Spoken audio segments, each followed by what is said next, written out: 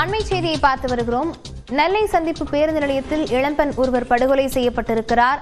இது தொடர்பான விவரங்களுடன் செய்தியாளர் ஐயப்பன் இணைந்திருக்கிறார். ஐயப்பன், இந்த சம்பவம் குறித்த விவரங்களை பதிவு செய்யலாம். நிச்சயமா லாவண்யா, நெல்லை சந்திப்பு பேருந்து நிலையம் வழக்கம் போல பரபரப்பாக செயல்பட்டுக் கொண்டிருந்தது. இந்த நிலையில் இளம்பெண் ஒருவர் வெட்டி படுகொலை செய்யப்பட்டார். படுகொலை செய்யப்பட்ட அந்த இளைஞர் உடனடியாக நெல்லை சந்திப்பு காவல் நிலையத்தில் சரணடைந்தார். இதனை தொடர்ந்து காவல்துறையினர் இந்த உடலை கைப்பற்றி அரசு மருத்துவக் கல்லூரி மருத்துவமனைக்கு அனுப்பி பிரேத பரிசோதனைக்கு அனுப்பி வைத்தனர்.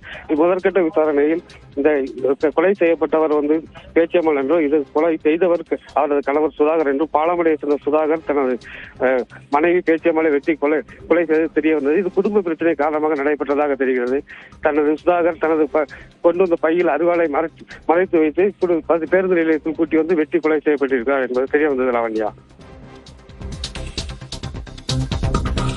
விவரங்களுக்கு நன்றி ஐயப்பன்.